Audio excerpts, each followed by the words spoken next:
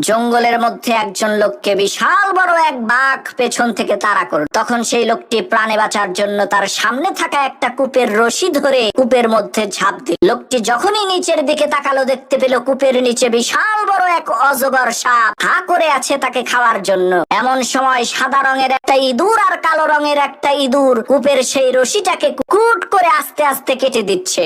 যেই রশিটা ধরে সেই লোকটি ঝুলে আছে, হঠাৎ করে সেই লোকটি দেখতে পেল কূপের মধ্যে মধুর চা।